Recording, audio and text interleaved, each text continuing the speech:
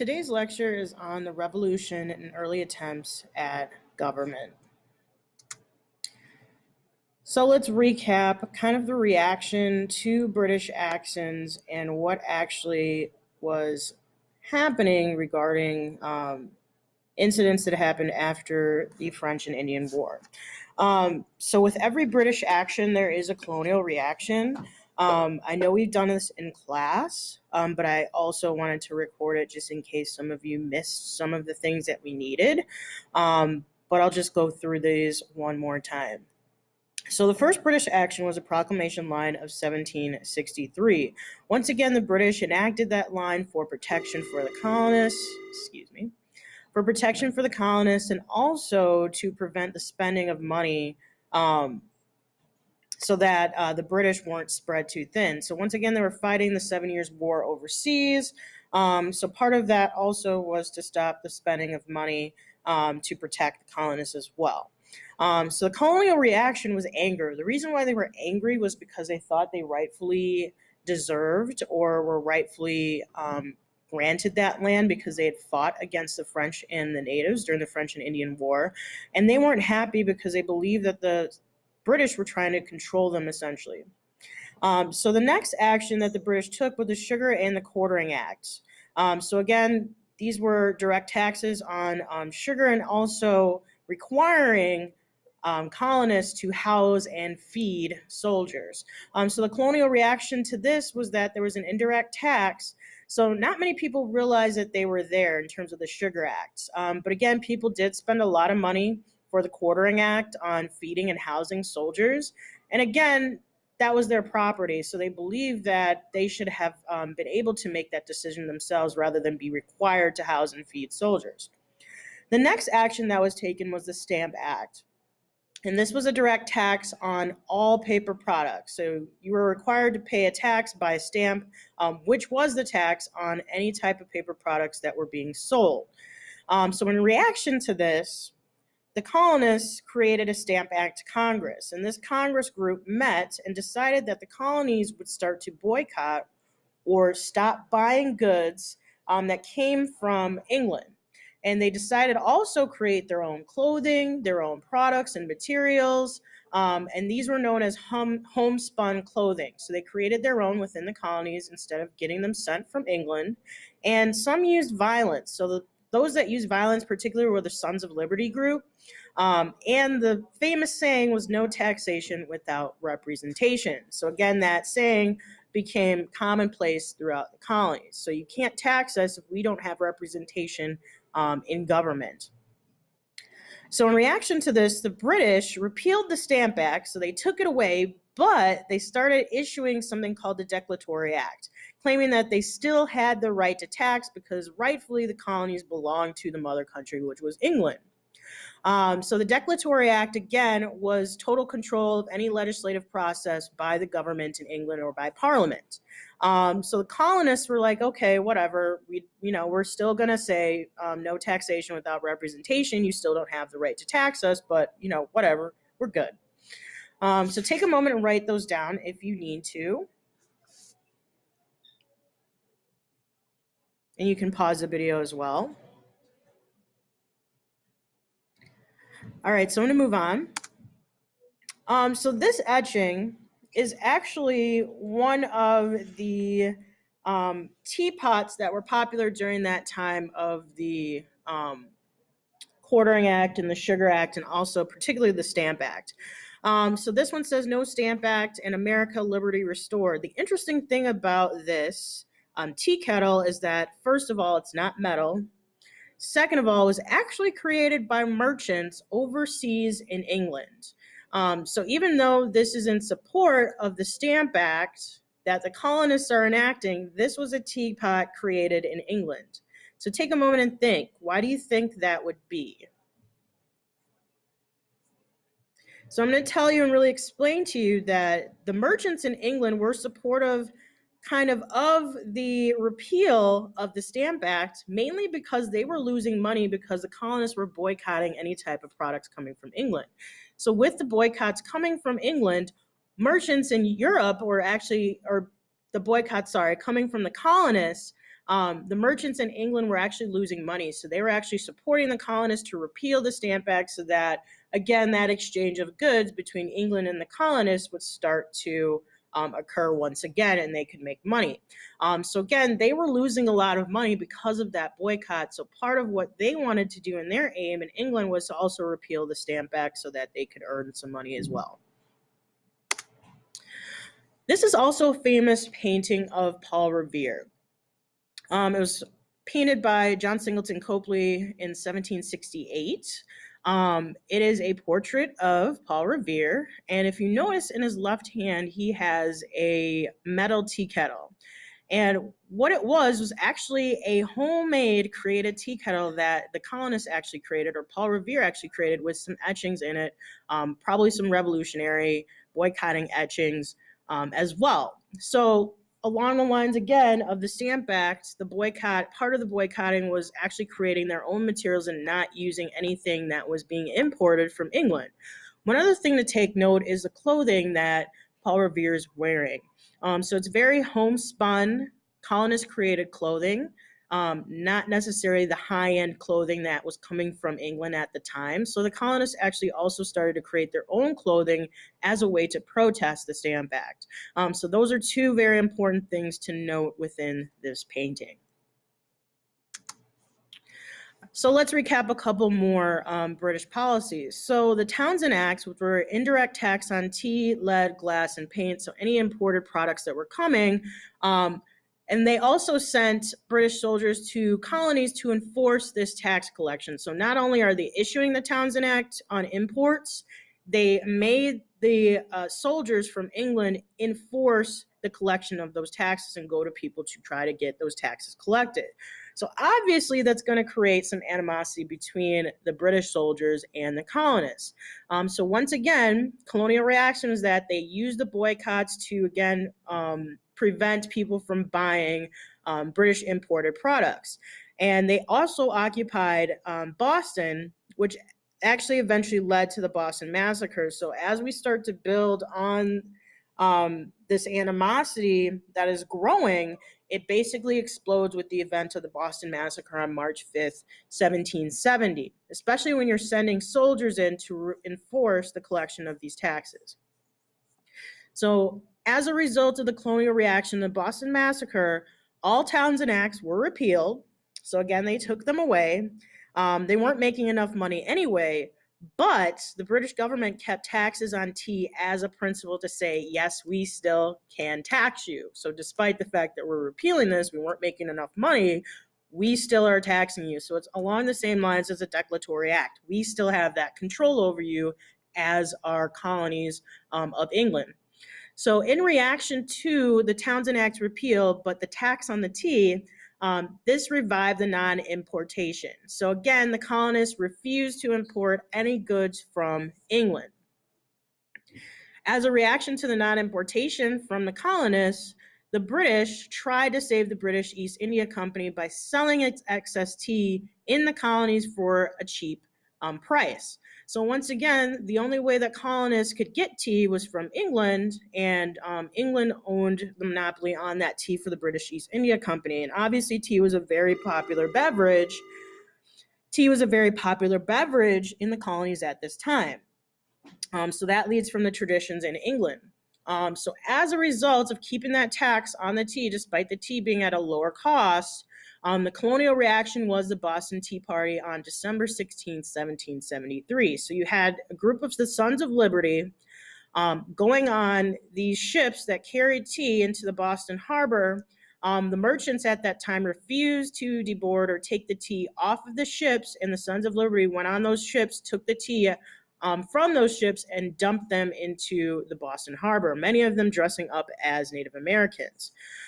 So again, I don't know if that was an effort to disguise them from their actions or being identified. But again, the British took this as a direct insult and issued some more policies as a result. So I'm going to give you a moment to just write those down. You can pause the video at this time.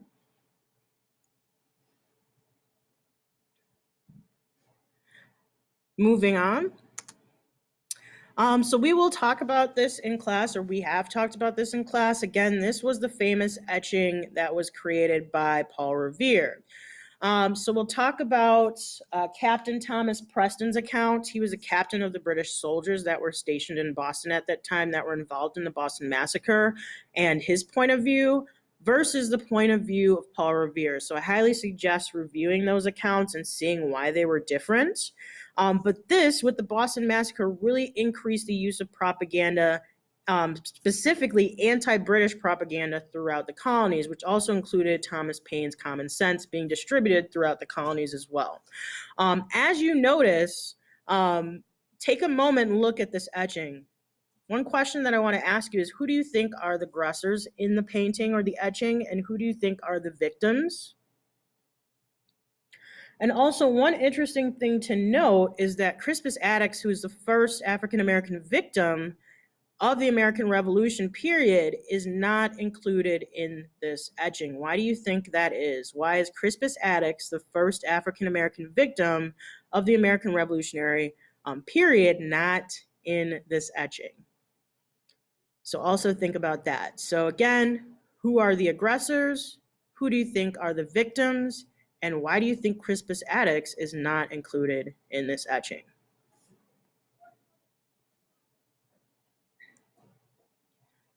So once again, he is mentioned at the bottom of the etching, but again, he is not physically within the etching itself being depicted in the etching. So I'm going to move on. So recapping once again, so after the Boston Tea Party, the British passed the Intolerable Acts in early 1774. He closed the port of Boston, suspended town meetings, sent more troops as well to Britain, and basically really try to emphasize more policies that constricted more control over the colonies. So in reaction, the colonists believed that they needed to do something about this issue. So they enacted the First Continental Congress that met in 1774. Each colony would train their own militia. So at this time, we didn't have a national army because we didn't have a national government. So each individual colony would train an armed force within their colony to serve as protection for their colony, which would be the militia. So after this happened in April of 1775, British soldiers were sent to Concord to seize munitions or guns and ammo and gunpowder to find colonial militias that were there.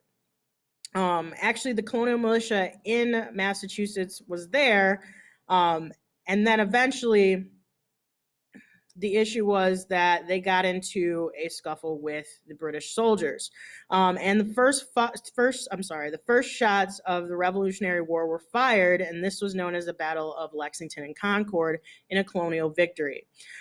So again, the colonists did win that battle against the British soldiers. The soldiers retreated. But then in reaction, the Second Continental Congress meets to try to figure out what they need to do next. And this met in May of 1775. So they decided to form their own Continental Army, and they selected former British soldier George Washington as their commander-in-chief. Obviously, you know that he eventually will be the first president of the United States, but he is going to lead the Continental Army against the British soldiers, here in line being the first steps of the American Revolutionary War. So take a moment to write down your colonial reactions, and you can pause the video if you need to.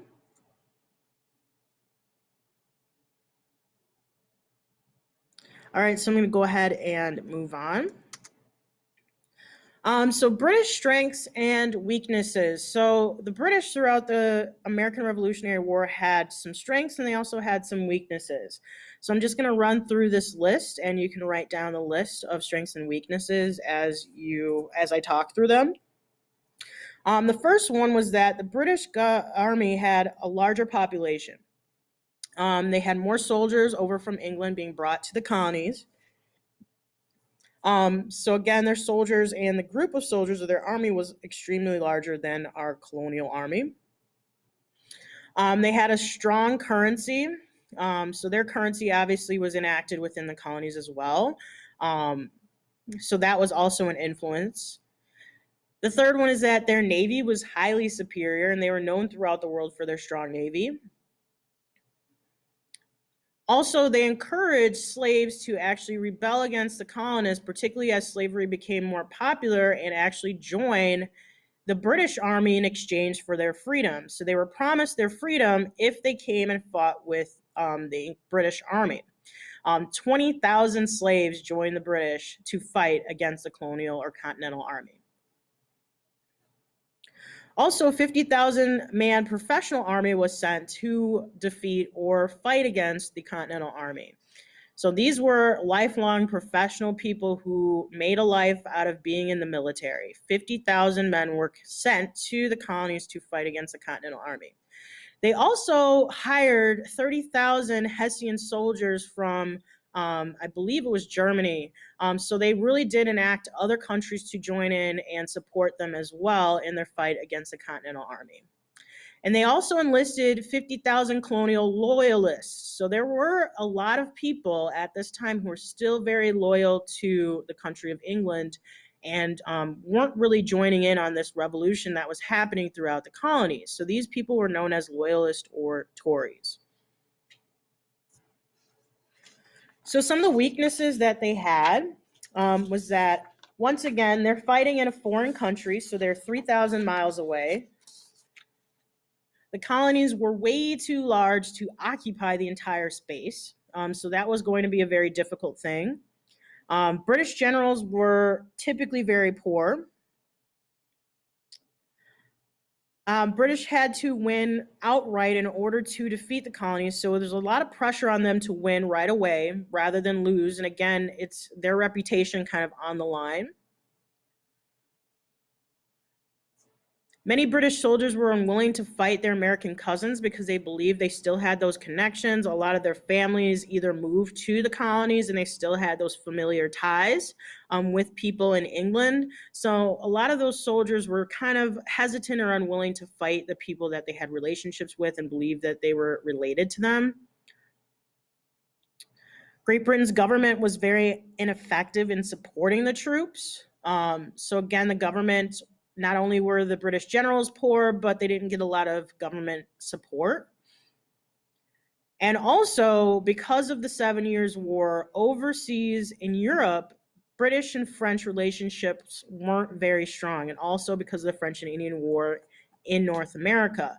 So France was actually waiting to jump in to exact revenge on Great Britain and also possibly take on that opportunity to help support the Continental Army in fighting Great Britain.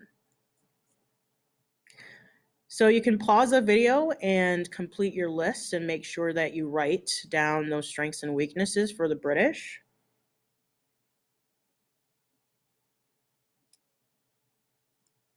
So I'm going to go ahead and move on at this time.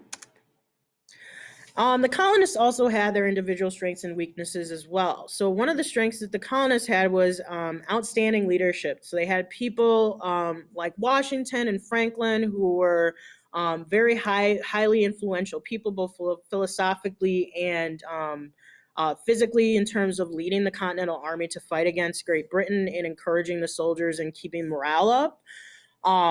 They also got economic aid from France. So again, bringing in that whole kind of animosity between France and Great Britain really shows itself in their support, in terms of France's support for the colonists. So they did send over money, and then later they sent over military aid. So they sent bodies overseas as well to help the Continental Army defeat Great Britain. They also had a home field advantage. So one of the things that is important to note is that they knew the land, they knew where to go. And Great Britain's soldiers really didn't have a great acclimation for the land and where they were. Also, they were agriculturally self-sustaining. So they've created these communities within themselves. They could support themselves. They didn't need to have food being sent from overseas. They, agriculturally wise, they could support themselves and their troops. There were a lot of excellent marksmen who were experts in using firearms, and a moral advantage in belief in a just cause. So again, that revolutionary spirit that we talked about after the Intolerable Acts really shows itself through in the way that the Continental Army fights, and they had something that they believed so strongly in that could have been the driving force that could have helped them win the American Revolutionary War. Despite those strengths, the colonists had some weaknesses as well. They were not very well organized. So kind of going back to the French and Indian War, where the British really criticized the colonists for not being well organized. That really did show itself throughout the American Revolutionary War. There was also jealousy among the colonies. So between the different 13 colonies, there was a lot of tension and a lot of infighting. Once again, each colony had its own militia. There was very little metal money that was being circulated, and this led to paper money. And once you kind of have a less amount of money, the prices really start to increase and inflation actually occurred. Military supplies were inadequate. They weren't getting correct military supplies. So obviously, since they aren't being supported by Great Britain, they have to try to figure out their own supplies in terms of fighting Great Britain in their army forces. Morale was undermined by greedy profiteers. There were a lot of people that were trying to make money off of the war. So despite having that just cause, morale could kind of be undermined by those people looking to make a lot of money off of this situation. And a third of the colonists were truly committed to the cause. So again, a lot of people in the colonists were Tories or loyalists. So they were still very loyal to England and their mother country. So only about a third of the colonists were really committed to wanting to become fully independent from Great Britain. So just take a moment and write down that list, and you can pause the video.